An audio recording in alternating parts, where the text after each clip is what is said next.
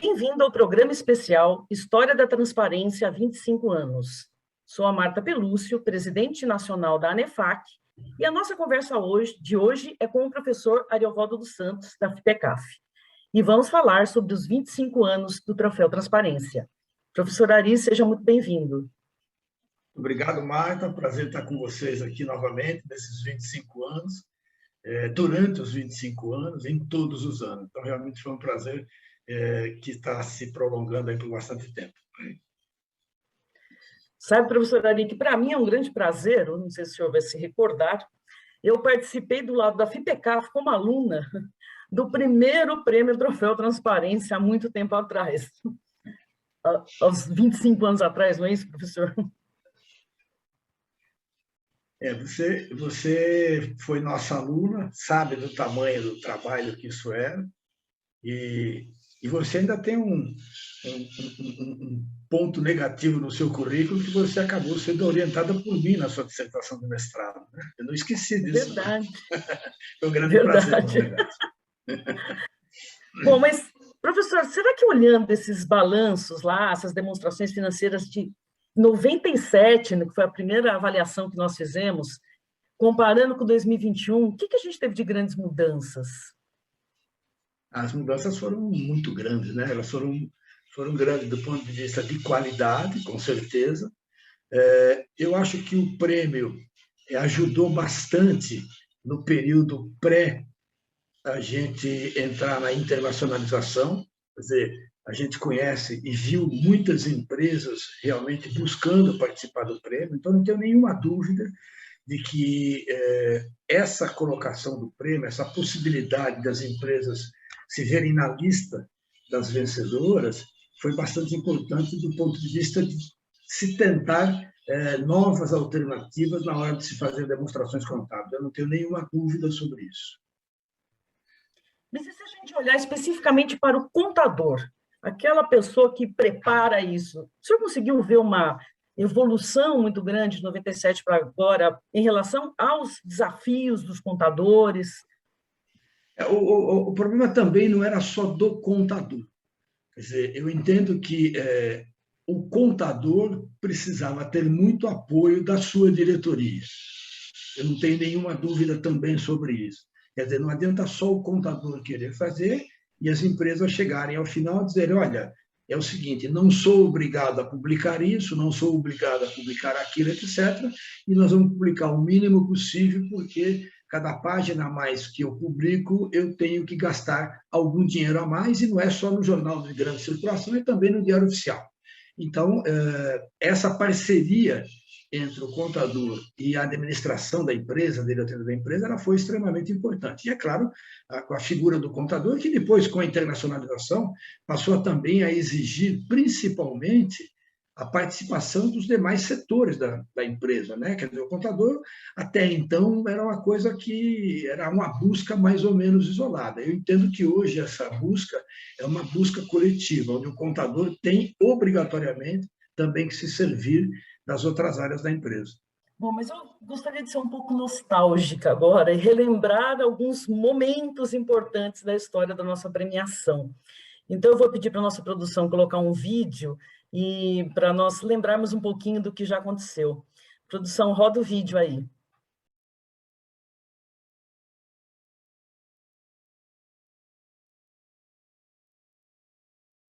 Para nos dar maiores informações sobre o Troféu Transparência, chamamos ao palco o presidente da FIPECAF, professor Ariovaldo dos Santos. Neste ano foram selecionadas aproximadamente 200 empresas. A partir daí, os alunos do curso de pós-graduação em Contabilidade e Controladoria da FEA-USP passaram a ser os responsáveis pelas análises. A coordenação desse trabalho foi feita pelo professor Eliseu Martins e por mim. Mas nós não interferimos no processo, apenas orientamos e esclarecemos dúvidas. As decisões finais sempre foram dos alunos. Vocês estão de parabéns não apenas porque se preocuparam em produzir boas demonstrações. Vocês e as empresas que estão aqui representadas merecem os parabéns pelo compromisso assumido de bem informar. Vocês fazem parte de um grupo que respeita a sociedade. Continuem dando os exemplos de cidadania. Parabéns a todos e muito obrigado. Na minha opinião, o troféu Transparência representa a indicação de responsabilidade social. Eu tenho uma forma um pouco diferente de ver a qualidade das demonstrações contábeis. A gente não tem olhado apenas demonstrações no que se refere àquilo que tradicionalmente é feito, mas existe uma preocupação em saber que tipo de informação está sendo dada. Bom, professor, olhando esses vídeos, que comentários nós podemos fazer, assim, fala um pouquinho para nós desses grandes momentos, o que mais marcou todo esse tempo que o senhor tem participado com esse prêmio? Bom, infelizmente, uma coisa eu pude constatar. Os meus cabelos já estavam todos brancos há 17 anos, então isso realmente não mudou, tá certo? Mas é claro, a gente teve, durante esse tempo todo, muitos momentos importantes. Eu acho que nós temos que avaliar esses pontos importantes, por exemplo, de um dos lados em que você já esteve, que é o lado dos alunos. E você sabe muito bem, quer dizer, a gente tem lá no nosso curso de pós-graduação, a gente não exige que os alunos sejam formados em contabilidade. Muito pelo contrário, a gente até gosta quando os alunos vêm de outras áreas para poderem se misturar com os alunos que naturalmente vêm de contabilidade, até porque as pessoas pensam diferentes, têm visões diferentes. Então, nós vimos coisas bastante interessantes nessa análise. Então, era muito legal você pegar alguma pessoa que nunca tinha tido a oportunidade de ler uma demonstração contábil de forma completa, como ela deveria fazer, tá certo? E ela se mostrar muito entusiasmada com a quantidade de informações que estavam ali dispostas, tá certo? Para quem quisesse ver, né? Quer dizer, relatórios da diretoria, relatórios dos próprios auditores, relatórios hoje, né, dos comitês de auditoria, onde você pode obter um monte de informações. Então, esse é um lado bastante legal que a gente conseguiu acompanhar, né? Isso também era válido para os alunos formados em contabilidade, até porque a gente sabe que, por culpa nossa, dos contadores, as nossas demonstrações não são algo que possam ser lidas assim de uma forma muito, muito gostosa. Quer dizer, o cara precisa ter um pouco de paciência para poder ler, isso é culpa nossa, eu repito, né? Quer dizer, a gente não fez isso de forma diferente. Mas também era muito legal, e foi muito legal durante todos esses anos, você vê as reações das empresas. Quer dizer, a emoção com que cada um daqueles participantes, cada um daqueles 2, 3, 4, algumas equipes, vocês lembram daquelas reuniões presenciais nossas de festa? Quer dizer, algumas empresas levavam 10, 12, 15 pessoas, tá certo? E virava um bloco de carnaval se aquela empresa ganhasse o prêmio. Então, esses negócios realmente eram legais. Isso cada vez mais nos motivava para que a gente pudesse continuar o trabalho, tá certo? Então, de um ano para outro, a gente estava sempre pensando tanto nas experiências boas por parte dos alunos e também nesse tipo de reação.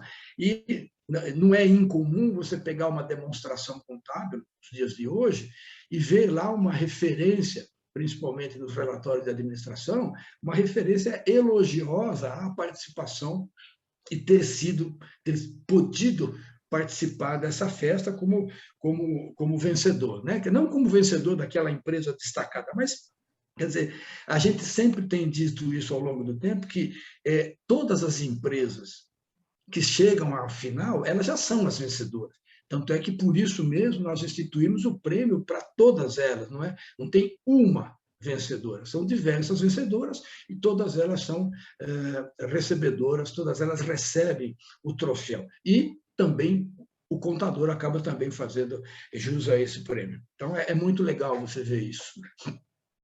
Você contou aí da emoção das empresas, dos contadores, que levavam lá 10, 12 pessoas e tal, para a entrega do prêmio. Como que a gente consegue identificar qual foi o grande fator incentivador para a transparência dessas empresas? É muito difícil a gente responder isso, quer dizer, eu não tenho nenhuma pesquisa científica que mostra isso, tá? Mas eu responderia essa pergunta da forma inversa. Quer dizer, há aquelas empresas que nunca se interessaram pelo prêmio. É aquilo que eu falei, acabei de falar na entrevista, a questão da responsabilidade social. Eu continuo pensando exatamente a mesma coisa, agora até com muito mais certeza, tá certo? Que é uma certeza que eu já tinha 17 anos atrás. Quer dizer, a questão da responsabilidade social, a gente não pode continuar compartilhando com empresas que vêm ao Brasil, principalmente os estrangeiros, não só as estrangeiras, mas as grandes, tá certo? E elas utilizam os nossos recursos naturais, utiliza os nossos recursos financeiros, utiliza os nossos recursos humanos, e, ao final de tudo isso, elas sequer publicam as suas demonstrações contábeis.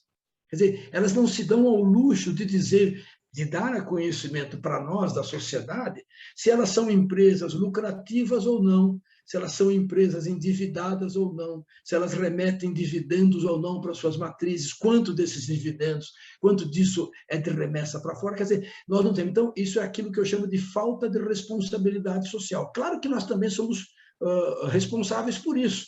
Quer dizer, nós temos que ter algum processo, e ninguém vai me convencer, nesses últimos tempos, ninguém conseguiu me convencer de que as empresas fariam isso naturalmente. Elas não farão naturalmente. A demonstração está aí, tem um prêmio que incentiva isso, elas continuam exatamente do mesmo jeito.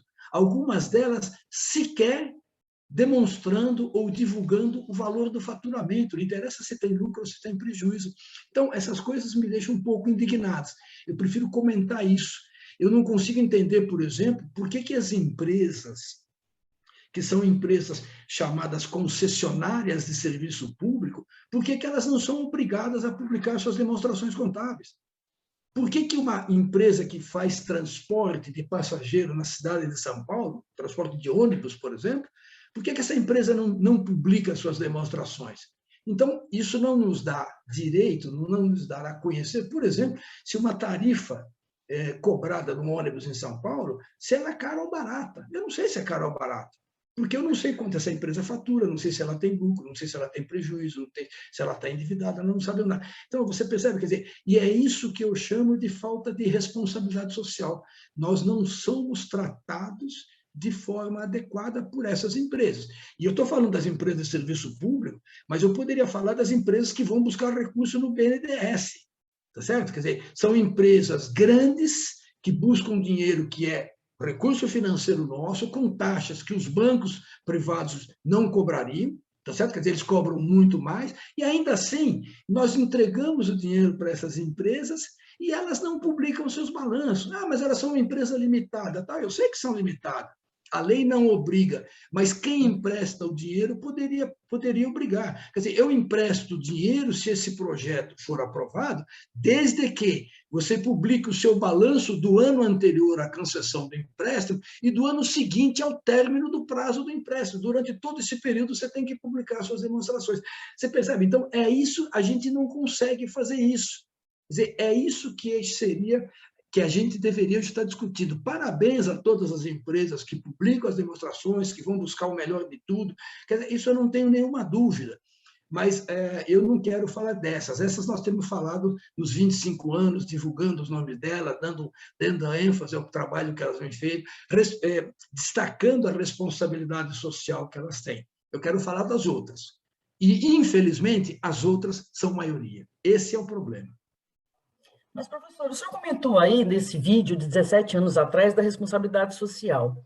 Uma coisa que está em alta agora, que são as questões de ESG, né, ambiente, as questões sociais e de governança, né?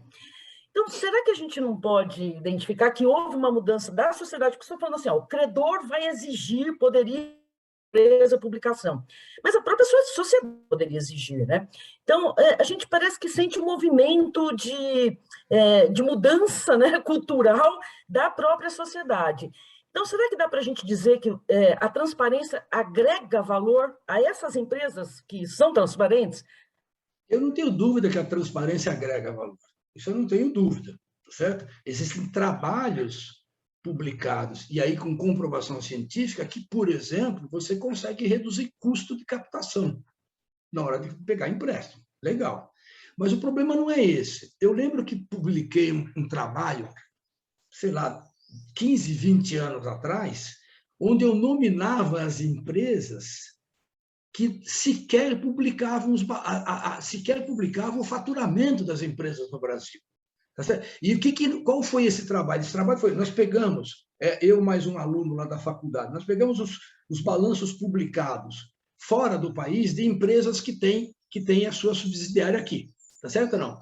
Então, você pega as empresas, essas empresas publicam o balanço lá fora com todos os níveis de detalhe possíveis e imagináveis. Àquela época, a gente nem falava de comitê de auditoria aqui, e os caras já publicavam lá informações de, por exemplo, você, Marta, participávamos, por exemplo, de um conselho fiscal lá, e vinha a informação que das 12 reuniões feitas durante o período, você tinha participado de 12 e eu só tinha participado de 9.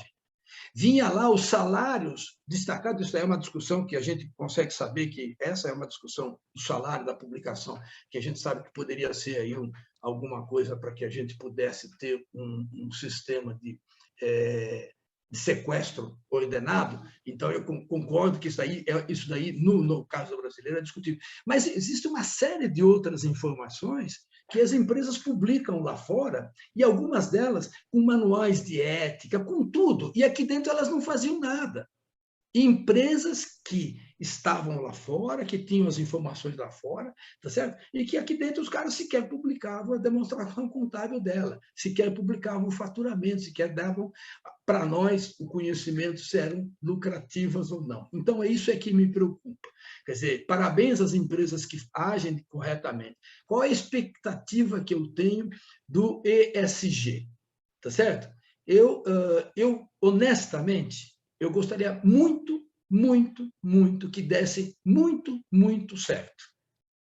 Mas eu não tenho certeza disso. Tá certo? Eu não tenho certeza disso. Eu não confio que isso realmente vai acontecer com aquelas empresas que hoje não dão informação. Então, nós vamos continuar tendo de informações melhores de quem? Daquelas que nós já conhecemos, daquelas que vocês aí na ANEFAC devem pegar, se vocês pegarem do primeiro prêmio ao 25º prêmio agora, algumas delas repetindo-se as 23, 22, 21 vezes. Estavam sempre lá. Agora, me pergunta o seguinte, as grandes empresas limitadas ou as empresas internacionais, elas vão, no nosso país, dar essas informações que vocês estão imaginando que vão acontecer? Eu acredito que não. Eu acredito que não. Essas empresas que são limitadas no Brasil, independentemente do que elas farão lá fora, independentemente do que elas já estão fazendo lá fora, elas vão continuar não fazendo aqui dentro. Por que elas não vão fazer aqui dentro? Porque elas não são obrigadas a fazer. Lá fora elas até fazem espontaneamente. Aqui, se não vier de cima para baixo, eu não consigo alimentar nenhuma esperança. Eu acho que não vai ser na minha gestão que isso vai acontecer, infelizmente. Bom, eu prefiro continuar com esperança de que isso vai mudar. Eu ainda sou um pouquinho mais otimista, mas... Não, eu gosto do otimismo, eu não tenho nenhuma dúvida, só que eu tenho 71 anos de idade e eu trabalho um pouco com a realidade. Quer dizer, eu vejo empresas, eu já vi empresa, e você sabe disso, Marta, você acompanha, eu já vi empresa que eram duas empresas limitadas, elas se transformaram numa SA e voltaram a ser duas limitadas porque tem que publicar um balanço. Tá? Não estou falando de uma montadora de automóveis, não, quem pensa nisso. Então, assim, tá? Quer dizer, então é isso. Então, é isso. Quer dizer, o que a gente precisa é ter esse tipo de consciência.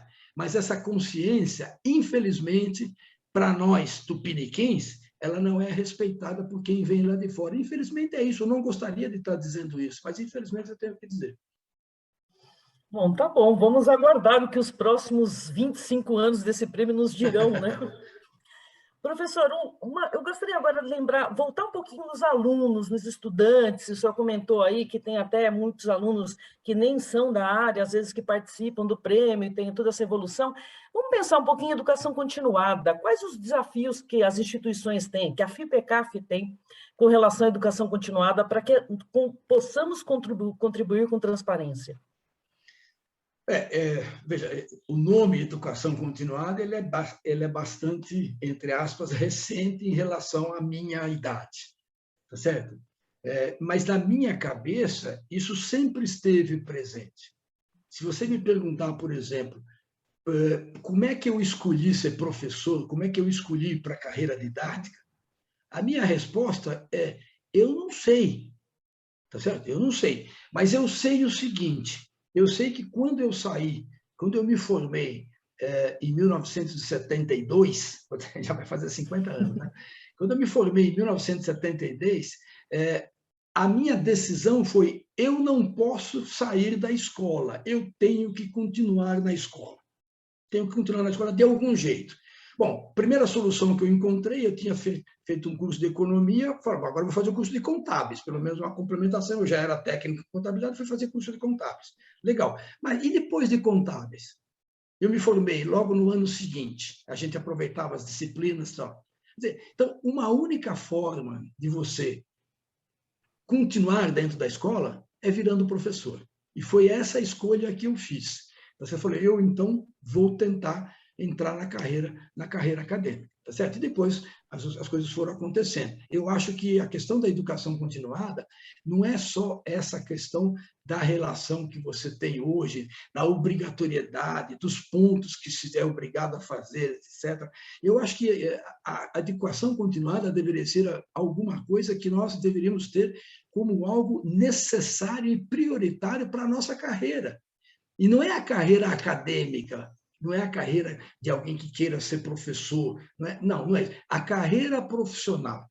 Quer dizer, a carreira profissional que você tem, se você não pensar em se modernizar, se você não pensar em acompanhar aquilo que está acontecendo, você certamente vai estar fadado ao insucesso. E agora muito mais, né? Com essa questão da evolução tecnológica, no tempo que eu estava na escola, essas coisas demoravam mais tempo para acontecer. Quer dizer, você perceber que estava desatualizado demorava mais tempo do que hoje. Hoje é muito rápido você ficar desatualizado. Quer dizer, você se desatualiza num piscar de olhos, no estalar de dedos. Então, eu acho que isso precisa ser, mas eu não sei se é legal essa questão de você exigir pontos, tal. Eu seria um pouco mais flexível em relação a isso. Não estou criticando, não, só estou dizendo que essas coisas deveriam partir do profissional. O profissional é que deveria se auto punir e tentar fazer ele esse tipo de acompanhamento. Ou seja, deveria ser um hábito, né? A educação continuada é um hábito, né? É isso, é isso.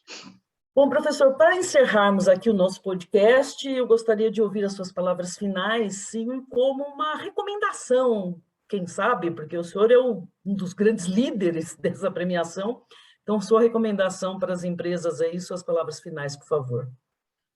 Não, a recomendação que eu gostaria era uma recomendação que fosse ampla, geral e irrestrita, né, para todas as empresas do país, em que se pudesse realmente se modernizar, dar informações, saber dos benefícios que isso provoca, etc, etc, etc. Infelizmente, não é isso. Para as empresas que estão aí participando sempre desse prêmio, colocando suas demonstrações, oferecendo informações, divulgando fatos relevantes, etc, etc. O que a gente tem que dizer é o seguinte: é necessário, é preciso que vocês tomem algum cuidado ou mais cuidado em relação às demonstrações contábeis. Quer dizer, nós precisamos continuar fazendo mais e mais para que as nossas demonstrações sejam lidas. Nós não temos conseguido isso. Certo? Nós precisamos que outros públicos, que não só nós, os contadores, se interessem pelas demonstrações contábeis. Eu acho que, para começar, a gente deveria começar a reformular pensar em reformular as nossas demonstrações contábeis e pensar em buscar auxílio de pessoas formadas em áreas que nós não temos expertise. O que eu estou dizendo? Traduzindo em miúdos, eu tenho certeza, Marta, que você me ouviu falar isso 25 anos atrás. Nós fazemos a contabilidade para nós, contadores, pensando naquilo que nós queremos. Nós não vamos buscar o usuário. Então, essa é a primeira coisa. Nós, da FEA, que é do outro lado, que do outro lado da avenida tem a Escola de Comunicação e Artes, nós nunca atravessamos a rua para perguntar para eles de que forma nós deveríamos divulgar as nossas demonstrações. O que nós fazemos, nós sentamos, discutimos o que deve ser feito, discutimos o que o usuário quer de informação. E a gente não pergunta para o usuário se aquela informação é importante. E não pergunta para o usuário de que forma que a informação é importante. Tá certo? Então, quer dizer, essas questões que nós temos de excesso de demonstrações, de informação em demonstração, que você pega a demonstração do Flipkart, é um horror, excesso de informações e desnecessárias e inúteis, de notas explicativas, tudo isso a gente precisa reaprender. Agora, não adianta reaprender sentando numa mesa somente contadores. Se nós sentarmos numa mesa para decidir isso só em nome dos contadores, só contadores decidindo, nós vamos continuar decidindo errado. Nós precisamos buscar auxílio de áreas que tenham competência para nos auxiliar e em áreas que nós não temos expertise. Pronto, é tão simples quanto isso. Ok? Tá? Grande prazer falar com vocês, grande prazer estar nesse prêmio e a gente vai levando aí até quando isso for necessário. Beleza? Muito obrigada, professor Ari. E a vocês que estão aí nos ouvindo, não perca a premiação deste ano com transmissão ao vivo para o público, que acontecerá no dia 23 de novembro. Acompanhe as ações do Troféu Transparência e prestigie as ganhadoras dessa edição. Continue acompanhando os novos episódios do podcast ANEFAC, às terças e quintas. Se conectado conosco, um abraço virtual e até a próxima, professor. Grande abraço.